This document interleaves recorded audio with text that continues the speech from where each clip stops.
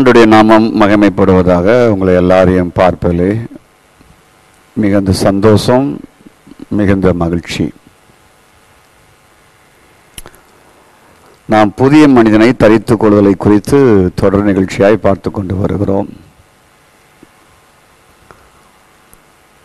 நாம் உள்ளத்தில் புதிதான ஆவி உள்ளவராகி மெய்யான நீதியிலையும் பரிசுத்தத்திலையும் தேவனுடைய சாயலாக சிருஷ்டிக்கப்பட்ட புதிய மனுஷனை தரித்து கொள்ளுங்கள் என்று எபேசியர் 4:23-24 சொல்லுது. அப்படிதானே? எதற்காக நாம் புதிதான ஆவி உள்ளவராக வாழ்வது? எதற்காக ஏன் உள்ளத்தில் புதிதான ஆவி உள்ளவராக வாழ வேண்டும்? நம்முடைய மனமும் நம்முடைய இருதயம் நம்மை ஆளுகை செய்கிறது என்பதை குறித்து நான் ஏற்கனவே பல செய்திகளுக்கு முன்பாக சொல்லியிருக்கிறேன். நம்முடைய மனமும் நம்முடைய இருதயம்தான் எல்லா தீங்குக்கும் கேடுகளுக்கும் காரணம். எரேமியா சொல்லும்போது நம்முடைய இருதயம் திருக்குள்ளது மகா கேடு உள்ளது என்று சொல்லுகிறார். நாம் ஆதியாகமம் 6:5 வாசிக்கும் பொழுது நித்தமும் மனிதனுடைய இருதயம் பொல்லாததாக இருக்கிறதை தேவன் கண்டார், விசனம் அடைந்தார் என்று சொல்லப்பட்டு இருக்கிறது. இருதயத்தின் தோற்றம் நித்தமும் பொல்லாதாக இருக்கிறது என்று சொல்லி, மனம் ஒரு குரங்கு என்று சொல்லுவாங்க. நிமிஷந்தோறும் மாறிக்கிட்டே இருக்கும் மனம், இருதயம். ஸ்தோத்திரம். உங்கள் மனதில் ஏன், உங்கள் ஆவியில் ஏன் ஒரு ஆவியானவரை, புதிதான ஆவியானவரை வைக்கப்படுகிறது? புதிதான ஆவி வைக்கப்படுகிறது என்றால், உங்கள் ஆவிக்குள் புதிதான ஆவி வைக்கப்பட்டு உங்கள் மனதை அல்லது உங்கள் இருதயத்தை இந்த புது மனிதனுடைய ஆள்கைக்குள் கொண்டு வரும்படியாய் அல்லது புதிய ஆவியின் ஆள்கைக்கு கொண்டு வரும்படியாய். இயல்பாகவே நம்மால் நல்லவராக வாழ முடியாது. வாழுவோம், ஆனால் முடியாமல் போய்விடும். தீர்மானம் எடுப்போம், தோல்வியில் முடியும். கர்த்தருக்கு ஸ்தோத்திரம்.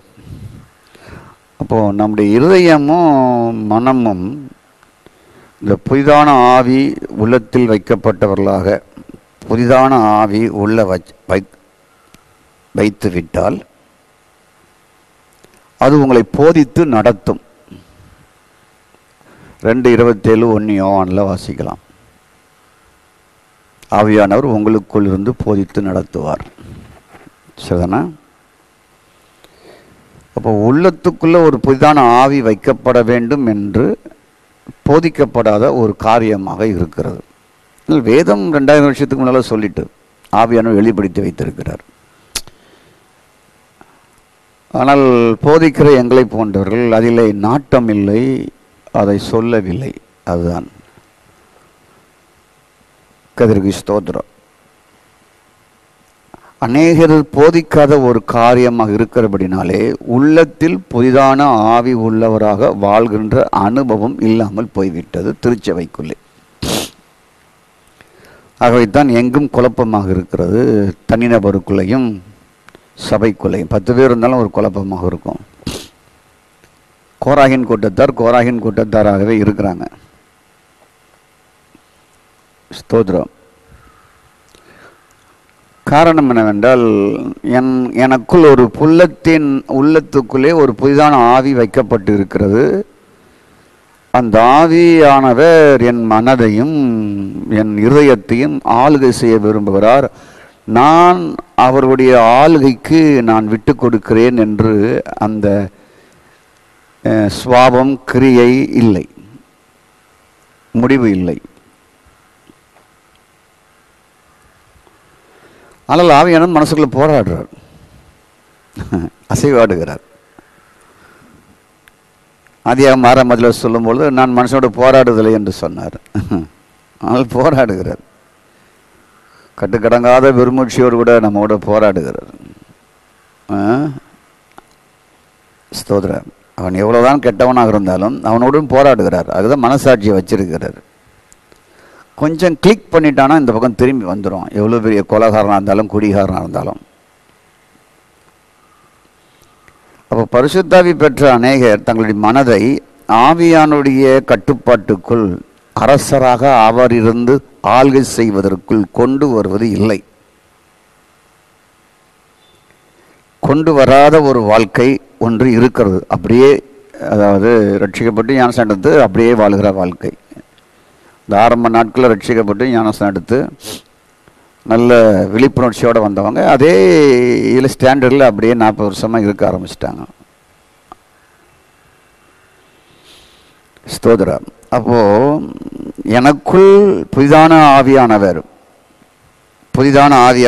ஆவியானவர் என் உள்ளத்துக்குள் இருந்து என் ஆவிக்குள் இருந்து என்னை ஏற்க வேண்டும். அவர்தான் என்னை கைட் பண்ண வேண்டும், அவர்தான் எனக்கு டீச் பண்ண வேண்டும் என்ற அறிதல் புரிதல் இல்லை. மனதை புதிதான ஆவியானவர் ஆள்கை இல்லாமல் ஒன்றும் செய்ய முடியாது. அப்போ இந்த புதிதான ஆவியானவர் இல்லாமல் புதிய மனிதனை தரித்து கொள்ளாமல் எவ்வளோ ஜெபித்தாலும் எவ்வளோ உபவாசித்தாலும் எத்தனை பிரசங்கம் கேட்டாலும் எவ்வளோ நேரம் அவங்க ஆராதித்தாலும் அவனுடைய மாமிச அனுபவங்கள் மாறாது, மாமிச குணங்கள் மாறாது, நாற்றம் எடுத்த வாழ்க்கையாகவே இருக்கும். கர்த்தருக்கு ஸ்தோத்திரம். ஆனால் இதை ஆவிக்குரியவர்கள் இன்னும் பகுத்து அறியல என்று நான் நினைக்கிறேன். இன்னும் கொஞ்சம் பகுத்து அறியுங்க. ஸ்தோத்திரம். அப்போ ஏன் ஒரு மனுஷன் இவ்வளவா ஜபித்தாலும் ஒரு முரட்டாட்டமாக இருக்கிறார்கள், இவ்வளோதான் உபவாசித்தாலும் ஒரு பிடிவாத கொள்கை இருக்குது, ஒத்து போகாத கொள்கை இருக்குது, இணைஞ்சி போகாத கொள்கை இருக்குது. உபவாசித்து ஜபித்தாலும் பின்பு ஏன் தவறு செய்கிறார்கள், கள்ள ஓட்டு ஏன் போடுகிறார்கள், திருட்டுத்தனம் ஏன் பண்ணுகிறார்கள், மீண்டும் ஏன் கெட்டவர்களாக வாழ்கிறார்கள், ஜெபிக்கிறார்கள், துதிக்கிறார்கள், ஆராதிக்கிறார்கள், பின்பு ஏன் குடிக்க போகிறார்கள். மறைமுகமான அந்தரங்க காமவிகார பாவத்திற்கு இரவு முழுவதும் அடிக்ட் ஆகி அதில் பார்த்துக்கிட்டு இருக்கிறேன். ஏன் பார்த்துக்கிட்டு இருக்கிறேன்? நான் ரட்சிக்கப்பட்டு இருக்கிறேன், என்னுடைய இணையதளம் வழியாக செல்ஃபோன் வழியாக நான் தேவையில்லாத காட்சியை இரவு நேரங்களில் பார்த்து கொண்டு இருக்கிறேன். ஏன் உனக்கு புரியல? ஏன் அதை செய்கிற? காரணம் என்ன? உடனே பிசாசுன்னு சொல்லிடுறதா? கெட்ட நேரம்னு சொல்லிடுறதா? ஜெபிக்கலன்னு சொல்லிடுறதா? நான் ஜெபிக்கிறேன், உபவாசங்கள் நான் சொல்கிறேன். ஸ்தோத்திரம். அப்போது பிரிவினை கொள்கை, போட்டி, எரிச்சல், பொறாமை, ஒரு சபைக்குள் போய் பிரிவினையை உண்டாக்குதல், சபையை உடைப்பது, சபைக்குள் இருந்து 50 பேர் 100 பேர் இழுத்துக்கொண்டு இன்னொரு போய் சபையை ஆரம்பிப்பது, இதெல்லாம் ஏன் நடக்குது? ஏன் நடக்குது? அபிஷேகம் பெற்றவங்க தானே, ஞானஸ்நானம் பெற்றவங்க தானே, ஏன் இதெல்லாம் செய்கிறாங்க? ஏன் செய்கிறாங்க? அங்கங்கே சபை ஒரு ப்ரேயர் குரூப் வைத்துக்கொண்டு தனியாக இயங்குவது ஏன் செய்கிறாங்க? தாங்க ஜெபம் பண்ணுறோம், ஏன் செய்கிற? உங்கள் பிள்ளைகள் நான் தனியாக குடும்பம் நடத்த போகிறேன் அப்படின்னு சொல்லி உங்களை விட்டு போய் செய்ய முடியுமா? இந்தியாவில் திருச்சபை நாசமாக போகிறதுக்கு காரணம் இப்படிப்பட்டவர்கள் தான். ஏனென்றால் இவங்களுக்கு புரியல. நாங்கள் ஜெபம் பண்ணுறோம் அப்படிங்கிறாங்க, உண்மைதான். நாங்கள் குடும்பம் தானே செய்ய போகிறோம், எங்களை விட்டுருங்க, நாங்கள் தனியாக குடும்பம் நடத்துகிறோம் அப்படின்னு சொன்னால் பிள்ளைகளை விட்டுருவோமா? இல்லையே. சரி, உங்கள் மருமக தான் நான் தனி கொடுத்துட போகிறேன்னு சொன்னால் விட்டுருவீங்களா? வந்த உடனே என் பையனை பிரித்து கொண்டு போகிறா பாரு முதேவி அப்படின்னு சொல்ல மாட்டிங்களா? கடினமான வார்த்தையை பேச மாட்டிங்களா? காரணம் என்ன? கொஞ்சம் யோசிங்க. அப்போ இப்படி உடைக்கிறது சிதைக்கிறதெல்லாம் ஆவியானவராக நடத்துகிறாரா? இல்லை.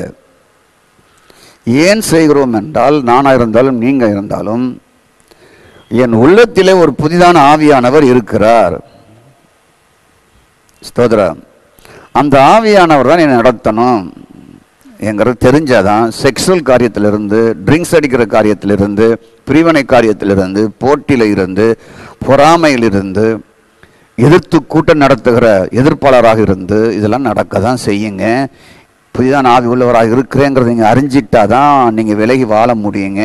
அதுக்காக தாங்க பழைய மனுஷனை அடக்கம் பண்ணி உங்களுக்குள் புதிய மனுஷனை அவர் சிருஷ்டித்து புதிய மனுஷனை தரிக்க வைத்து புதிதான ஆவி உள்ளவராக உங்கள் உள்ளத்திலே வைக்கிறார். நல்லா புரிஞ்சுக்கொள்ளணும். இது உங்கள் பிள்ளைகளுக்குள் இருந்தால் உங்கள் பிள்ளைகள் பெற்றோர் கட்டுப்பட்டு இருப்பார்கள், குடும்பம் கட்டுப்பட்டு இருக்கும்.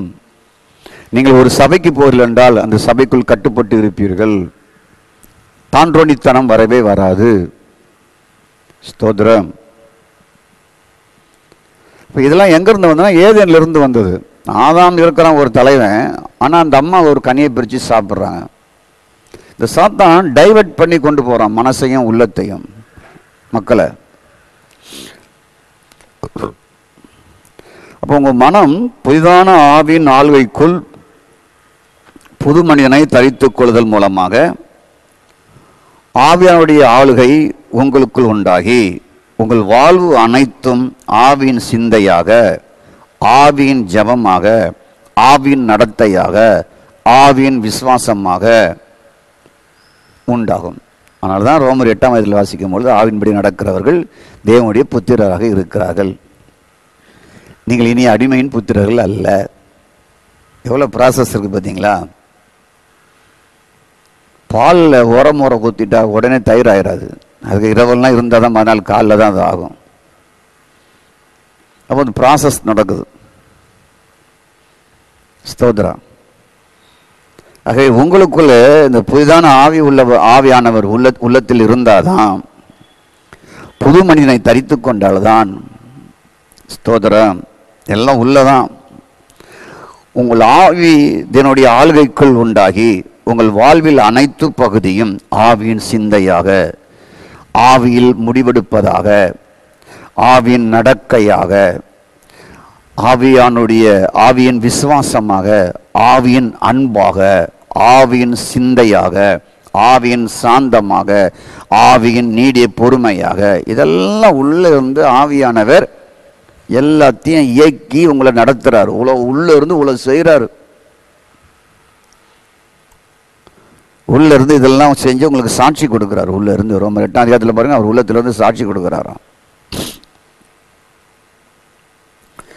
அப்போ நீங்கள் எதை செய்தாலும் ஒரு ஆவியின் சிந்தையோடு செய்வீங்க. ஒரு விவாகத்தை செய்தாலும், நீங்கள் தசம்பாகம் காணிக்க போட்டாலும், ஒரு தொழில் ஆரம்பித்தாலும், ஒரு கல்லூரிக்கு பிள்ளையை சேர்க்க வேண்டும் என்றாலும், நீங்கள் மேல் படிப்பு படிக்க வேண்டும் என்றாலும், ஒரு பிடிவாத கொள்கையோடு அல்ல, ஆவியின் சிந்தையோடையே செய்வீங்க.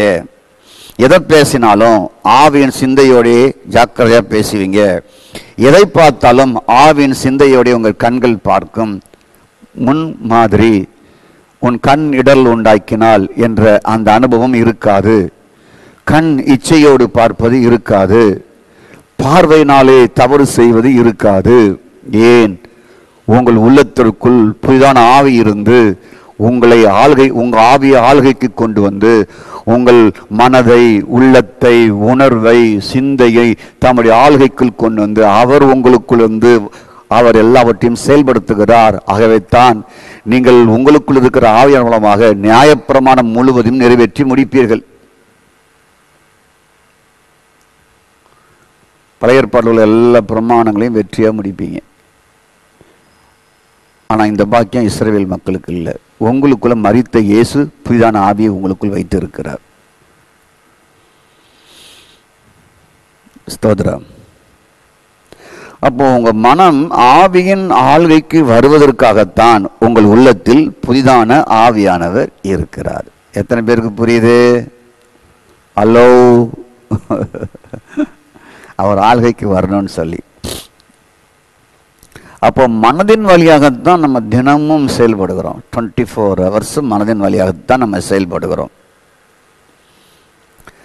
ஆகவே தான் அத்தனையும் போலியானதாக இருக்கு. இந்த மனதின் வழியாக செய்கிற அவர் ஆளுகை செய்தாலும் சரி, ஒரு தலைவராக இருந்தாலும் சரி, ஒரு ஸ்தாபனத்தில் ஒரு பிஷப்பாக, ஒரு பெரிய போதகராக இருந்தாலும் சரி, அவர் மனதின் வழியாக செயல்படுவார் என்றால் எல்லாமே போலியானதாக இருக்கும், திருட்டுத்தனமானதாக இருக்கும், ஏமாற்றுவதாக இருக்கும், வஞ்சகமானதாக இருக்கும், அநியாயமானதாக இருக்கும். இதெல்லாம் உள்ளத்திலிருந்து இப்படிலாம் உண்டாகுது. இது உங்கள் அனுபவத்தில் நீங்கள் பார்க்கலாம். மனதின் வழியாக செய்யும் போது தான் தவறான ஸ்தோத்திரம் உண்டாவது, லஞ்சங்கள் வாங்கப்படுகிறது, தவறான வழக்கு தொடரப்படுகிறது. இதெல்லாம் மனதின் வழியாகத்தானே. அண்ணன் தம்பிக்குள் பகை உண்டாகிறது. ஸ்தோத்திரம். அண்ணன் சொத்தை தம்பி எடுக்க பார்க்குறான், தம்பி சொத்தை அண்ணன் எடுக்க பார்க்குறான். இதெல்லாம் மனதின் ஆளுகை. 4 நண்பர்கள் இன்பமாக இருக்க கூப்பிடுகிறார்கள், உடனே மனம் தூண்டுகிறது. இதெல்லாம் மனதின் ஆளுகை. ஸ்தோத்திரம். ஒருவரை பற்றி கெடுத்து பேச காரணம் என்ன? மனதின் ஆளுகை. ஒருவரை பற்றி இணையதளத்தில் கெடுத்து எழுதுவது, கெடுத்து பேசுவதெல்லாம் காரணம் என்ன? மனதின் ஆளுகை. அது போலியானது, அது திருட்டுத்தனமானது, அது ஏமாற்றமானது, அது வஞ்சகமானது, அது அநியாயமானது என்பதை உங்க அனுபவத்திலே நீங்கள் காணலாம்.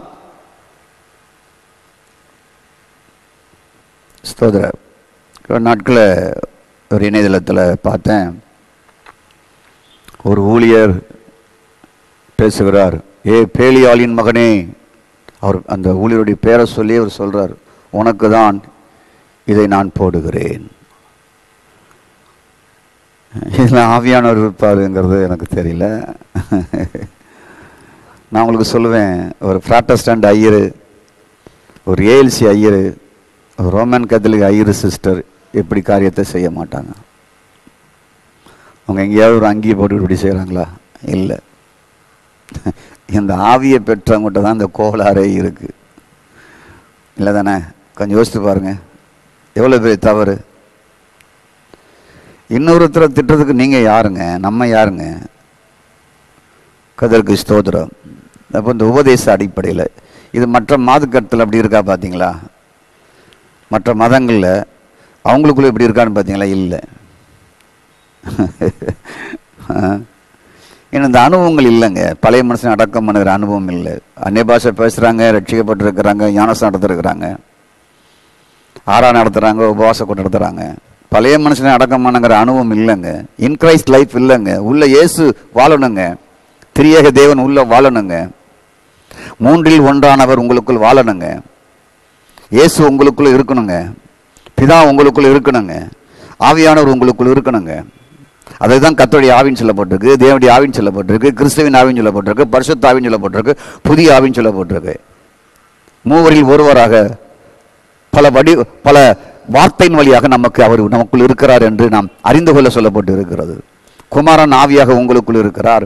கர்த்தருடைய ஆவி உடையவன், தேவனுடைய ஆவியானவர் உங்களுக்குள் வாசம் பண்ணுகிறார். அவர் உங்களுக்குள் உலாவுகிறார். பரிசுத்த ஆவியானவர், ஸ்தோத்திரம் உண்டாவதாக, அவர் நமக்குள் வாசம் பண்ணுகிறார். ஸ்தோத்திரம். அப்போ நம்ம பார்க்கறத கொஞ்சம் யோசித்து பாருங்க. நான் பல ஆண்டுகளாக பார்க்கும்பொழுது முதிர்ந்த அனுபவம் பெற்ற சிறப்பானவர்கள் கூட டங்ஸ் ஸ்லீப் ஆகுது, கடுமையாக பேசுகிறாங்க. அப்படிதானே? ஸ்தோத்திரம். இப்போ யாரோ ஒருவர் எதுவோ ஒன்றை வேதத்தில் இல்லை என்று சொன்ன உடனே கடுமையாக சாடி வேதனையாக கொட்டி பேசுகிறாங்க. இதெல்லாம் பல ஆயிரக்கணக்கான மக்களை வைத்து ஜெபம் நடத்துகிறவங்க. அவங்கள ஆத்திரத்தை அடக்க முடியல இல்லையா?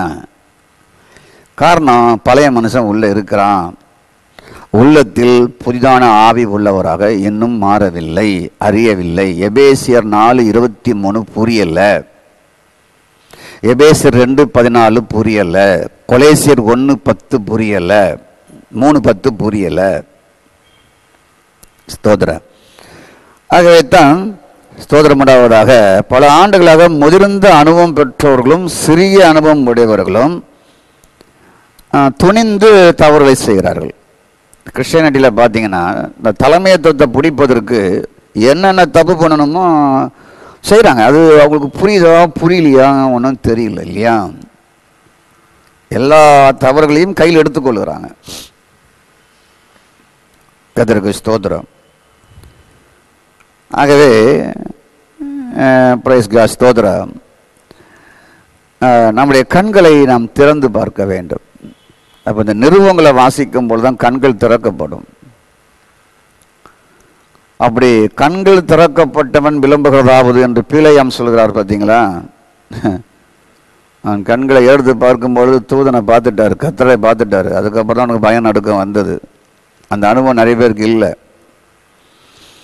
ஸ்தோத்திரம். அப்போ இந்த நிருபங்களை வாசிக்கும் பொழுதுதான் இந்த புது மனிதன், இந்த பழைய மனிதன் அவன் அடக்கம் பண்ணப்படுதல், கிறிஸ்துவின் ஆவி உள்ளே வருதல், குமாரனுடைய ஆவி உள்ளே வருதல், தேவனுடைய ஆலயமாக மாற்றப்படுதல், கிறிஸ்துவின் ஜீவன் உங்களுக்குள் இருந்து ஆளுகை செய்தல், இதெல்லாம் ஒரு ரெவலேஷன் உண்டாகுதுங்க. இன் கிரைஸ்ட் லைஃப் வருதுங்க. கிறிஸ்து உங்களுக்குள் வாழுகிறாருங்கிற அனுபவம் வருதுங்க.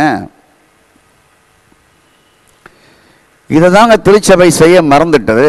சபை செய்ய தவறு என்னவென்றால், கன்வென்ஷனை வச்சாங்க, சந்தோஷ பெருவிழா வச்சாங்க, பெந்தகோஸ்தே பெருவிழா வச்சாங்க. இதை வச்சிங்களாங்க நீங்க. ஒரு மனுஷனுக்குள்ள புது ஆவியானவர் இருக்கிறார், புதிதான ஆவியானவர் உள்ளே இருக்கிறார் என்று சொல்லி கொடுத்தீங்களாங்க.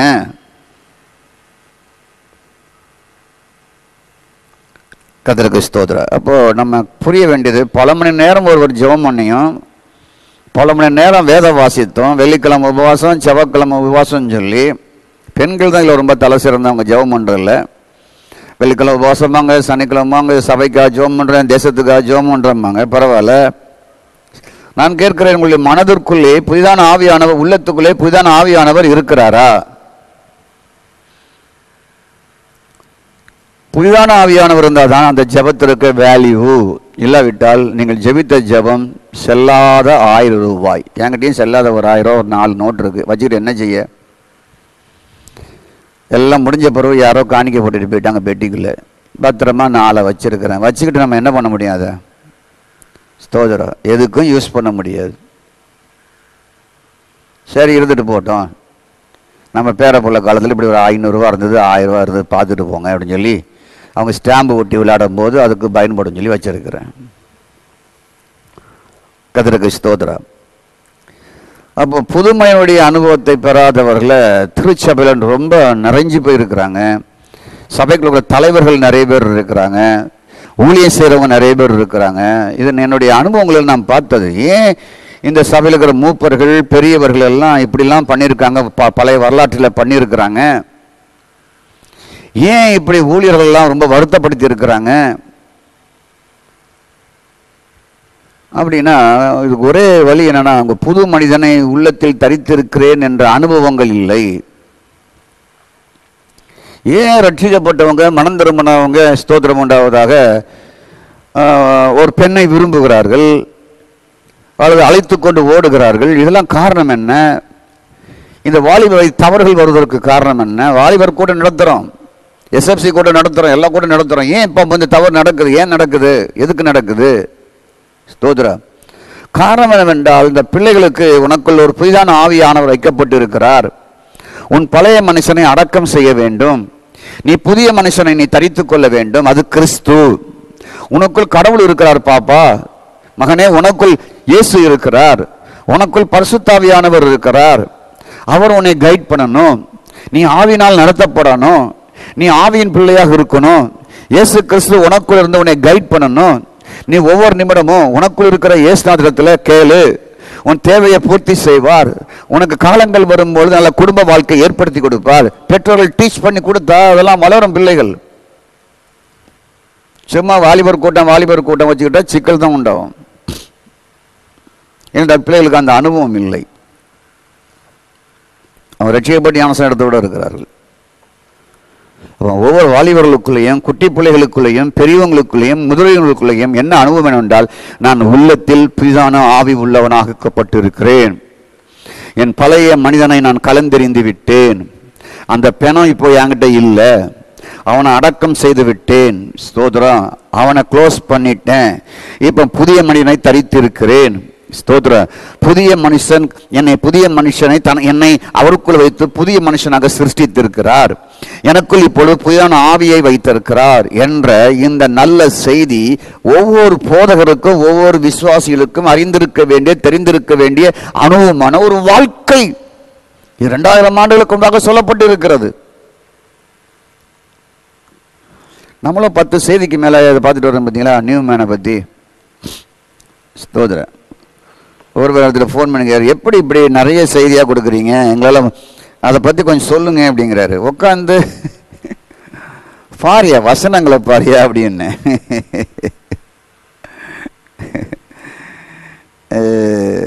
நம்முடைய கர்த்தர் நம்ம கிருபை கொடுக்கிறார். ஸ்தோத்திரம். உங்களுக்கு நான் போதகராக இருப்பதிலே சந்தோஷப்படுகிறேன், உங்களுக்கு பிரசங்கிப்பதிலே சந்தோஷப்படுகிறேன். கர்த்தருக்கு ஸ்தோத்திரம் உண்டாவதாக. நல்லா கவனிங்க. அப்போ உங்களுடைய உள்ளம் ஆவின் ஆள்கைக்குள் வராமல் எதுவும் மாறப்போவது இல்லை, புரிந்து கொள்ளுங்கள். கர்த்தருக்கு ஸ்தோத்திரம். Glory to God. நம்ம 33வது செய்தி 34, 35, 36, 37, 38, 39, 40 ஸ்தோத்திரம் உண்டாவதாக. 44, நீங்கள் 45வது செய்தி. ஆக மொத்தத்தில் பிரைஸ் காட் ஸ்தோத்திரம் உண்டாவதாக ஒரு 13 செய்தி நியூமனை பற்றி நம்ம கேட்டுட்டு வரோம். 13 செய்தி. கர்த்தருக்கு ஸ்தோத்திரம். அப்போ நல்லா கேளுங்க. ஸ்தோத்திரம். ஆவிக்குரிய அனுபவம், ஆவிக்குரிய அனுபவம், ஆவிக்குரிய அனுபவம், ஆவிக்குரிய சும்மா கையை தட்டி ஆவியில் ஜெபம் பண்ணுறேன், ஆவியில் ஜெபம் பண்ணுறேங்கிற இந்த மாதிரிலாம் அந்த பரவசமெல்லாம் விட்டுடுங்க. அந்த பரவசத்தெல்லாம் கொஞ்சம் ஒதுக்கி வச்சுட்டு, ஸ்தோத்திரம், நீ ஆவியில் ஜெபம் பண்ண வேண்டாம். முதல்ல உன் உள்ளத்தில் புதிதான ஆவி உள்ளவராக நீ மாறு. பிரைஸ் காட் ஸ்தோத்திரம். உன் பழைய மனுஷனை அடக்கம் பண்ணு. உள்ளத்தில் புதிய மனுஷனை தரித்துக்கொள், உடுத்திக்கொள். ஸ்தோத்திரம். அடுத்தபடியாக நீ கிறிஸ்து இயேசுக்குள் வைக்கப்பட்டு புது சிருஷ்டியாக இருக்கிறாய். நீ கிறிஸ்து இயேசுக்குள் புது பழையவெல்லாம் ஒளிந்து புதிய சிருஷ்டியாக இருக்கிறாய் என்பதை நீ புரிந்து கொள் என்பதை நீங்க கற்றுக்கொள்ளணும். வீட்டில் உள்ளவங்களுக்கும் கற்றுக் கொடுங்க. ஸ்தோத்ரா. உங்கள் மனதின் ஆவின் ஆளுகைக்குள் வந்தால்தான் அனுதினமும் புதுப்பிக்கப்பட்ட வாழ்க்கையும் மனம் மறுமுக்கப்பட்ட வாழ்க்கையும் ஸ்தோத்திரமுடாவதாக. இப்படி புதுப்பிக்கப்பட புது மனிதனை தினமும் உடுத்திக் கொள்ளுகிறீர்கள், அணிந்து கொள்ளுகிறீர்கள், தரித்துக் கொள்ளுகிறீர்கள். உங்களுக்கு புரிஞ்சுட்டா? தினமும் புது ட்ரெஸ், நியூ மேன். ரட்சிக்கப்பட்ட அன்னைக்கு மட்டும் நம்ம உடுத்திக் கொள்வது அல்ல. உங்களுக்கு புரிஞ்சா? உங்களுக்கு ரசிக்கப்பட்ட அன்னைக்கு வருது சபைக்குள்ள. அப்போ ஒழுங்காக வாரத்தில் 5 நாள் வருவாங்க, கை தட்டுவாங்க, அன்னை பாஷை பேசுவாங்க, ஞானஸ்தானம் எடுப்பாங்க, கம்பெனிக்கு ஓடி ஓடி வருவாங்க, உளித்து ஓடி வரும். அதுக்கப்புறம் பார்த்தா கழுதை தெரிஞ்சு கட்டரமான கதையாயிரும். ஆளை பிடிக்க முடியாது. முதல் லைனில் இருந்தவங்க செவுறு பக்கம் லாஸ்ட்டில் போய் உட்காந்துருவாங்க. அங்கே தான் எல்லாமே செட்டில் ஆகும். அப்போது ஆள்க இருந்தால் தான் அனுதினமும் புதுப்பிக்கப்படுதல் வரும். அனுதினமும் என்ன பண்ணணும்? புது மனிதனை தரித்துக் கொள்வது, உடுத்திக் கொள்வது. ஸ்தோத்திரம் உண்டாவதாக. பழசை கலைந்து போடுவதெல்லாம் உருவாகுது. பழைய ட்ரெஸ்ஸை தினமும் நம்ம எப்படி குளிக்கும் போது கலத்தி போட்டுட்டு குளிச்சுட்டு ஒரு புது ட்ரெஸ் போடுறோமோ அதை ஒப்பிட்டு தான் சொல்லப்பட்டிருக்கு. புதிய மனுஷனை தரித்துக் கொள்ளுங்கள். 2:14 எபேசியர் 2:14-15. ஸ்தோத்திரம். அடுத்தபடியாக ஸ்தோத்திரம்.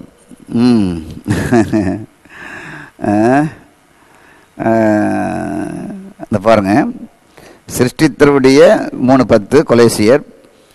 பழைய மனுஷனை செயலையும் கலைந்து போட்டு 3:9 பூரண அறிவு சிருஷ்டித்தருடைய சாயலுக்கு போய் பூரண அறிவு அடையும்படி புதிதாக்கப்பட்ட மனுஷனை தரித்துக் கொள்ளுங்கள். அதில் கிரேக்கம் கிடையாது, யூதம் கிடையாது, விருத்தேச்சனம் கிடையாது, புறஜாதி கிடையாது, அடிமை கிடையாது, ஆண் கிடையாது, பெண் கிடையாது, எதுவுமே கிடையாது, கொள்கை கிடையாது, உபதேசம் கிடையாது, ஒன்றுமே கிடையாது. நம்ம எல்லாம் உருவாக்கிட்டோம். சபைக்குள்ள தான் ஜாதியே அதிகமாக இருக்கும், அங்கே தான் பிரச்சனையே அதிகமாக இருக்கும். ஏன்னா இது இல்லைங்க. புதிய மனிதனை தரித்து கொள்ளுதல் இல்லை. இல்லாட்டா உங்கள் சபை அப்படி தான் இருக்கும், உங்கள் ஸ்தாபனமும் அப்படி தான் இருக்கும். ரெண்டுமே வளருவதுக்கு ரொம்ப கடினம். பூரண அறிவடைஞ்சாதான் நான் கிரேக்கன் இல்லை, நான் தமிழன் இல்லை, நான் ஆந்திரா கிடையாது, நான் வடநாட்டுக்காரன் கிடையாது, நான் பஞ்சாப்காரன் கிடையாது, நான் பாகிஸ்தான்காரன் கிடையாது, நான் அமெரிக்காக்காரன் கிடையாது, நான் இந்தியன் கிடையாதுங்கிறதெல்லாம் வருங்க. சும்மா காதில் பிரசங்கத்தை கேட்டால் வராது. அனுபவங்க. உள்ளத்தில் புதிதான ஆவி வந்து அதனுடைய ஆள்கைக்கு வரும்போது தான் பாவம் செய்கிற சேட்டெல்லாம் ஒளியுமுங்க, வாள் எல்லாம் நறுக்கப்படுங்க, வாழை ஒட்டையாக நீங்களே நறுக்கி கொள்வீங்க. தொடர்ந்து பார்ப்போம். அப்போ பூரண அறிவும் புதிதாக்கப்பட்டவனும், அதை பற்றி கொஞ்சம் சொல்கிறேன் கேளுங்க. கர்த்தருக்கு ஸ்தோத்திரம். புது மனிதன் யார் என்றால் கிறிஸ்து. புது மனிதனை நாம் தரிப்பது ஒன்று இருக்கிறது. புது மனிதன் எப்படி வந்தார்? இயேசு கிறிஸ்து பாவ சாயலாக வந்தார். நமக்கு ஒரு ட்ரெஸ் இருக்கு, பாவ உடை என்று ட்ரெஸ் இருக்கு, அதான் சாயல். பாவத்தின் உடையை நாம் தரித்திருக்கிறோம், ஆனால் வெளியே தெரியாது. அதனால தான் மனுஷன் பாவம் செய்கிறான். நாம் எப்படி ஒரு பாவ சாயின் உடையை தரித்திருக்கிறோமோ, இயேசுவும் பாவத்தின் சாயலாக வந்தார். ஓகே, நீ ரோமர் 8:1-2-3 வாசித்து பாருங்க. அவர் பாவத்தின் தன் பாவ சாயலாக வந்து நம்முடைய பாவத்தை போக்கும் பலியாக மாறினார். 8:3 சொல்லுது ரோமர். ஸ்தோத்திரம். இந்த பாவ சாயல வந்த இயேசு மரித்து அடக்கம் பண்ணப்பட்டார். அப்புறம் 3ஆம் நாள் உயிர்த்தெழுந்தார். அங்குதான் உயிர்த்தெழுந்த பின்புதான் புது மனிதன், முதல் மனிதன், புது மனிதன் உண்டாகிறார். அவர் தான் மனிதனாய் பிறந்து பாவ சாயலோடு பிறந்து மரித்து உயிர்த்தெழுந்த ஒரு புது மனிதன். அவர் தான், அதான் புது மனிதன். புரிஞ்சுட்டவங்களுக்கு? கர்த்தருக்கு ஸ்தோத்திரம். இந்த புது மனிதன் எப்படி சிருஷ்டிக்கப்பட்டார்? கர்த்தருக்கு ஸ்தோத்திரம். தேவனுடைய சாயலாக சிருஷ்டிக்கப்பட்டார். இந்த உயிர்த்தெழுந்த தேவன் தேவனுடைய சாயலாக சிருஷ்டிக்கப்பட்டார். இந்த சிருஷ்டிக்கப்பட்ட, இந்த தேவனுடைய சாயலாக சிருஷ்டிக்கப்பட்ட இந்த புதிய மனுஷனாக இயேசுவை நீ உடுத்திக்கொள், தரித்துக்கொள்.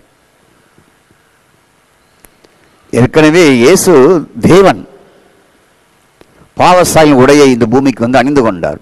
நாம் ஏற்கனவே பாவசாயை உடையவர்கள். பிரைஸ் காட், ஸ்தோத்திரம். ஆகவே நாம் இப்பொழுது அந்த தேவ சாயலுடைய அந்த உடையை தரித்துக் கொள்ள வேண்டும், இந்த கிறிஸ்துவை தரித்துக் கொள்ள வேண்டும். இயேசு எப்படி இந்த உலகத்துக்கு வரும்பொழுது பாவசாயலை ஏற்றுக்கொண்டாரோ, அவர் பாவசாயலை ஏற்றுக்கொண்டு நமக்கு இப்போ தெய்வீக சாயலை தருகிறார், புதிய மனிதனுடைய சாயலை நமக்கு தருகிறார். உங்க தரித்திரத்தை ஏற்றுக்கொண்டு அவருடைய ஐஸ்வர்யத்தை தருகிறார். அவர் அந்தகேடு அடைந்து உங்களுக்கு சமாதானத்தை கொடுக்கிறார். அவர் தழும்புகளை ஏற்றுக்கொண்டு உங்களுக்கு நோயை குணமாக்குகிறார். டிரான்ஸ்ஃபர் பண்றது பார்த்தீங்களா? கூகுள் பேல டிரான்ஸ்ஃபர் பண்ற மாதிரி டிரான்ஸ்ஃபர் பண்றாரு, மணி டிரான்ஸ்ஃபர் பண்ற மாதிரி. ஸ்தோத்திரம். அப்போ புது மனிதன் எப்படி சிருஷ்டிக்கப்பட்டார்? தேவ சாயலாக சிருஷ்டிக்கப்பட்டார். ஆகவே தேவ சாயலாக சிருஷ்டிக்கப்பட்ட இந்த புதிய மனுஷனை நாம் தரித்து கொள்ள வேண்டும். ஸ்தோத்திரம். அப்போ புது மனிதன் எப்படிப்பட்டவராக இருக்கிறார்? தேவனுடைய சாயலாக இருக்கிறார். ஆகவே இந்த தேவனுடைய சாயலாக இருக்கிற புதிய மனுஷனின் சாயலுக்கேற்றபடி அந்த அறிவுக்கு நீங்கள் கிறிஸ்துவின் சாயலாக புதிய மனிதனை தரித்தவர்களாக புதுப்பித்துக் கொண்டே இருக்க வேண்டும் என்று வேதம் சொல்கிறது. மீண்டும் விளக்கமாய் சொல்றேன் கேளுங்கள். இந்த தேவ சாயலாக சிருஷ்டிக்கப்பட்ட இந்த புதிய மனுஷனை போல இந்த புதிய மனிதனுடைய சாயலுக்கு ஏற்ற போன்று அந்த அறிவுக்கு நீங்கள் கிறிஸ்துவின் சாயலாக புதிய மனிதனை தரித்தவராக புதுப்பித்துக் கொண்டே இருக்க வேண்டும், தரித்து கொண்டவராகவே வாழ வேண்டும். அதான் சொல்லுதுங்க. ஸ்தோத்திரம். அந்த சாயலுக்கு ஒப்பாய், சிருஷ்டத்தினுடைய சாயலுக்கு ஒப்பாய் பூரண அறிவடையும்படி புதிதாக்கப்பட்ட மனுஷனை, புதிய மனுஷனை நீ தரித்து கொண்டே இருக்கிறீங்க. அப்போ இருக்கிறாங்களா? அவங்க தரித்து கொண்டு இருக்கிறீர்களே, இருக்கிறீங்களா? சந்தேகம் இல்லாமல் சொல்ல முடியுமா? ஸ்தோத்திரம். நான் புதிய மனிதன் அந்த சிருஷ்டித்தருடைய சாயலுக்கு ஒப்பாக புதிய மனுஷனை தரித்து கொண்டு இருக்கிறீர்களே. அப்போ ஒவ்வொரு விசுவாசிகளுக்கும் என்ன தெரிய வேண்டும் என்றால், ஸ்தோத்திரம், நான் பாவ சாயலோடு பிறந்தேன், இப்பொழுது உள்ளத்தில் புதிதான உள்ளவராகி புதிய மனிதனுடைய சாயலுக்கு ஏற்றார் போன்று அந்த சிருஷ்டித்தருடைய சாயலுக்கு ஒப்பாக நான் பூரண அறிவடைந்து, பூரண அறிவடைந்து அவரை நான் தரித்திருக்கிறேன், அந்த சாயலையே நான் தரித்திருக்கிறேன், அவரை போலவே நான் இருக்கிறேன், அவரை போலவே நான் வாழுறேன் என்று புதுப்பித்துக் கொண்டே தினமும் இருக்க வேண்டும், வாழ வேண்டும்.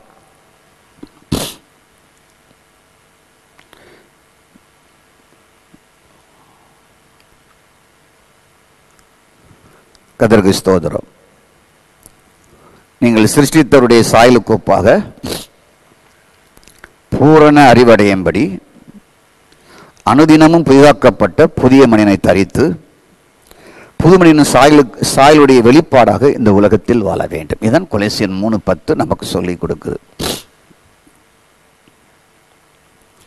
அப்போ நீங்கள் ஏன் புதிய மனிதன் தரித்துக் கொள்ள வேண்டும்? அடுத்த கேள்வி. சிருஷ்டித்தருடைய சாயலுக்கு ஒப்பாக பூர்ண அறிவடைந்து, ஸ்தோத்திரம், அந்த முழு அறிவுக்கு ஏற்றபடி நீங்கள் புதுப்பித்துக் கொண்டே இருக்க வேண்டும் என்பது அவருடைய விருப்பம். கர்த்தருக்கு ஸ்தோத்திரம். ஏதெனில் உண்டான நன்மை தீமை அந்த அறிவின் கனி உங்களை விட்டு அடியோடு போயிட்டு என்பதுதான். இதில் வேறு ஒன்றுமே இல்லை. அங்கே உள்ளது எதுவுமே உங்கள்கிட்ட இல்லை. அந்த சரக்கு எதுவுமே இல்லை. நன்மை தீமை அரியக்கனியை புசித்து மாமிசத்துக்குரியவனாக மாறினான் பார்த்தீங்களா ஆதாம். அது உங்களை தொடர்ந்து பிடிச்சதல்லவா? அதெல்லாம் இப்போ அனைத்தும் இல்லை. கிறிஸ்துவை அறிகிற அறிவில், அந்த அறிவின் மூலம் மாற்றம் அடைந்து கொண்டே நீங்கள் வாழுகிறீர்கள். ஏதேன் தோட்டத்தில் உள்ள அறிவு உங்களுக்கு காலியாகிறது. ஸ்தோத்திரம். ஏதேன் தோட்டத்திலிருந்து மனிதனுக்குள் உருவாகின அத்தனை பாவங்களும் காலியாகிறது. கெட்ட குட்டிச்சவராய் மாறுவதற்கு காரணமாக இருந்த எல்லா பாவங்களும் இந்த புதிய மனுஷனை தரித்துக் கொண்டு பூரண அறிவடைவதனாலே எல்லாம் ஒளிகிறது. உங்கள் வாழ்வில் எல்லாம் காலியாகிறது. ஸ்தோத்திரம். அப்போதான் இதனால அந்த பழைய வாழ்வெல்லாம் காலியாகி அடக்கம் செய்யப்படுதல் வருகிறது. உள்ள ப்ராசஸ் உங்களுக்கு இருக்கு. ஓகே. அப்போ நீங்கள் புது மனிதனில் இருந்து நீங்கள் படிப்படியாக படைத்தவரின் அறிவுக்கோப்பாக முழு அறிவடையும்படி புதுப்பிக்கப்பட்டு கொண்டு இருக்க வேண்டும். அவரை போல முழு அறிவடையும்படி நீங்கள் புதுப்பித்துக் கொண்டு இருக்க வேண்டும். உங்க வாழ்வே மாறும், உங்க கேரக்டரே மாறும், உங்க டிஎன்ஏவே மாறும், எல்லாமே மாறும். ஸ்தோத்திரம். பழைய முறைமைகள் மாறும். இந்த உலகத்தில் இருப்பவர்களை தள்ளிக்கொண்டே இருப்பீர்கள். இந்த உலகத்தில் உள்ளவர்கள் உங்களை ஒட்டிக்கொள்ள வரும்பொழுது அதை தள்ளிக்கொண்டே இருப்பீர்கள். எப்போது நான் புதிய மனிதனை தரித்திருக்கிறேன், அந்த சிருஷ்டித்திற்குடைய சாயலுக்கோப்பாய் பூரண அறிவடைந்து கொண்டு இருக்கிறேன், அதற்கு நேராக நான் வளர்கிறேன் என்று சொல்லி அத்தனை இந்த உலகத்தில் உள்ளது அத்தனை தள்ளிக்கொண்டே இருப்பீர்கள். ஸ்தோத்திரம். நீங்கள் ஒரு காரியத்தை பழகாத வரைக்கும் அந்த காரியத்தை உங்களால் செய்ய முடியாது. எனக்கு ஆரம்பத்தில் இந்த செல்ஃபோன் யூஸ் பண்ணுறது, இணையதளம் யூஸ் பண்ணுறது, கம்ப்யூட்டர் யூஸ் பண்ணலாம் தெரியாது. ஏன்னா பழக்கம் இல்லை, நமக்கு தெரியல. அதுக்கப்புறம் கொஞ்சம் பழக இன்னைக்கு வரைக்கும் நான் அதில் பழகிட்டு இருக்கிறேன். இன்னைக்கு வரைக்கும் நான் அதில் என்ன பண்ணுறேன்னா வேத ஆராய்ச்சிக்காக சில காரியங்களை பழகுகிறேன். கர்த்தருக்கு ஸ்தோத்திரம். அப்போ பழகிட்டா என்ன ஆகும்னா தானாகவே நம்ம அதில் நேரம் அதில் சீக்கிரமாக வேலையை முடிப்போம். சில காரியங்களாம் பழகாத வரைக்கும் பல முறை நான் தப்பு செஞ்சு அந்த யூடியூப் இதில் இணையதளத்தில் அந்த ஒர்க்கை நான் பழகிக்குவேன். பழகின பிறகு ஒரு நிமிஷத்தில் நான் செஞ்சு முடிச்சிடுவேன். கர்த்தருக்கு ஸ்தோத்திரம். சிறுவையில் எப்படி சாப்பிடணும்னு எங்கள் வீட்டில் கற்றுக் கொடுத்தாங்க. இப்படி சோறை பிசைஞ்சு இங்கெல்லாம் உள்ளங்கையெல்லாம் வரணுங்கெல்லாம் செஞ்சால் அடி தான் விழும். இந்த கையை இப்படி நக்கிறதெல்லாம் செஞ்சால் வீட்டில் அடி மிதி தான் விழும். தண்ணியை வாய் வச்சு குடித்தா அதுக்கும் மிதி தான் விழும். தண்ணியை அண்ணன் தான் குடிக்கணும் வீட்டுக்குள்ளே. ஏனென்றால் ஒருவேளை மாமிசம் சாப்பிடும் என்றால் அந்த டம்ளரில் அந்த மாமிச வாசனை வந்துவிடும். மற்றவர்கள் குடிப்பார்கள் என்றால் அந்த வாசனை அவளுக்கு வீசும். இது சொல்ல மாட்டாங்க, அண்ணாந்து குடின்னு தான் சொல்லுவாங்க. இப்படி சொல்லிட்டா நமக்கு விவரமாக சின்ன வயசில் அடி வாங்காமல் செஞ்சுருப்போம். அதையும் சொல்ல மாட்டாங்க, அண்ணாந்து குடி, அவ்வளோதான். சாப்பிட்ட தட்டில் ஒரு சோறு இருக்கக்கூடாது, எல்லாத்தையும் சுத்தமாக சாப்பிடணும். இந்த மீதி வைக்கிறது அப்படி தீக்கொண்டு குப்பையில் கொட்டாலும் எங்களுக்கு கற்றுக் கொடுக்கல, பழகிட்டோம். ஸ்தோத்திரம். 4 விரல் தாண்டி சாப்பிடும்போது உணவு போகவே போகாது, அது பழக்கமாகிவிட்டது. வாயில் போட்டு லவக்கு லவக்குன்னு சாப்பிட்றதெல்லாம் சின்ன வயசில் எங்களுக்கு கற்றுக் கொடுக்கல. ஸ்தோத்திரம். அதெல்லாம் பழகிட்டோம். 1965 காலை 5 மணிக்கு எழும்புற பழக்கம் இருக்கு. 4 மணிக்கு எழும்பினது உண்டு, 3 மணிக்கு எழும்பினது உண்டு வியாபாரங்கள் செய்கிற காலங்களில். ஸ்தோத்திரம். அது பழகிட்டு இன்னைக்கு வரைக்கும் அது சுட்டு போட்டாலும் அது போகாது. காலையில் 5 மணிக்கு எழும்புறதா, 6 மணிக்கெல்லாம் குளிக்கிறதா. ஸ்தோத்திரம். என் வாழ்க்கையில் 58 வருஷம் அது பழக்கமாக இருக்குது. இல்லாட்டா எனக்கு தலை சுற்றுறாம காலை எழும்பணும்னா குளிச்சிடணும். ஜுரமாக இருந்தாலும் சுடுதண்ணி போட்டு குளிச்சிடணும். ஸ்தோத்திரம். வியாதியாக இருந்தாலுமே 6 மணிக்கு மேலே தூங்குறது கிடையாது. கர்த்தருக்கு ஸ்தோத்திரம். காலையில் ஒரு 7 மணிக்கெல்லாம் ட்ரெஸ் பண்ணுற பழக்கம் இருக்குது. அது தானாக நடைபெறுகிறது. புது மனிதனை தரிப்பதும் பழைய மனிதனை கலைப்பதும் அப்படிதாங்க, வேற ஒன்றுமே இல்லை. குளிச்சவனே வேற ட்ரெஸ் போடணுங்கிறது பழகிட்டோம் இல்லையா? பழைய ட்ரெஸ் போட நமக்கு விரும்பல இல்லையா? ஸ்தோத்திரம். அதே போல புதிய மனிதனை தரிப்பதும் பழைய மனிதனை களைவதும், ஸ்தோத்திரம், பழைய மனிதனுடைய செயல்கள், பிரைஸ் காட், இந்த உலகத்துக்குள் இருக்கிற அவனுடைய செயல்கள் அத்தனை ஒட்டி கொள்ளாமல் இருக்க அனுதினமும் கலைந்து கொண்டு இருக்க வேண்டும். புதிய மனுஷனை தரித்து கொண்டு இருக்க வேண்டும். சிருஷ்டித்துடைய சாயலுக்கு ஒப்பாக பூர்ண அறிவு அடைந்து கொண்டு இருக்க வேண்டும்.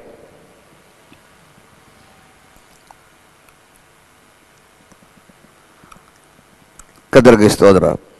அப்போ உங்களுக்கு புதுப்பித்தல், புது மனிதனை தரித்துக் கொள்ளுதல், பழைய மனிதனை தள்ளுவது, சிருஷ்டித்தருடைய சாயலுக்கு ஒப்பாக அந்த அறிவில் வளர்வது, இது தானாகவே நடக்கும். இல்லாவிட்டால்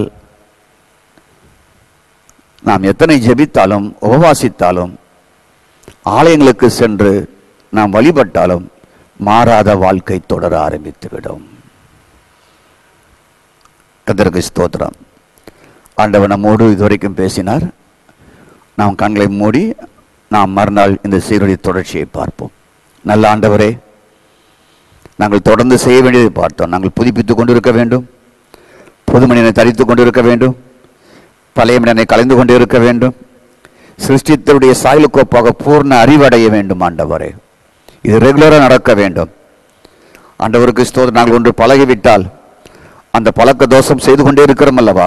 அதுபோல் அனுதினமும் பழைய மனுஷனை கலைந்தெறிந்து தூக்கி போட்டு அவனை அடக்கம் செய்து ஒவ்வொரு நாளும் புது மனுஷனை தரித்துக் கொள்ள, ஒவ்வொரு நாளும் புதுப்பித்துக் கொண்டே இருப்பது, ஒவ்வொரு நாளும் ஆண்டவரே சிருஷ்டித்தருடைய சாயலுக்கு ஒப்பான பூர்ண அறிவடைய மக்களை ஆண்டவரே அந்த வழிநடத்தலுக்குள் செல்ல உதவி செய்யுங்க. ஆண்டவரே, இந்த செய்தி கேட்ட எல்லாருக்குள்ளேயும் ஒரு மறுரூபமான வாழ்க்கையை கொடுங்க. இயேசுவின் நாமத்தில் பிதாவே. உன்னதமானவரின் உயர் மறைவில் இருக்கிறவன், சர்வ வல்லவரின் நிழலில் தங்குவான். இது பரமசிலாக்கியமே. சர்வ வல்லவரின் நிழலில் தங்குவான். இது பரமசிலாக்கியமே. அவர் செட்டையின் கீழடை கலப்புகவே தம் சிறகுகளால் மூடுவார். அவர் செட்டையின் கீழடை கலப்புகவே தம் சிறகுகளால் மூடுவார். அவர் செட்டையின் கீழடை கலப்புகவே தம் சிறகுகளால் மூடுவார். அவர் செட்டையின் கீழடை கலப்புகவே தம் சிறகுகளால் மூடுவார்.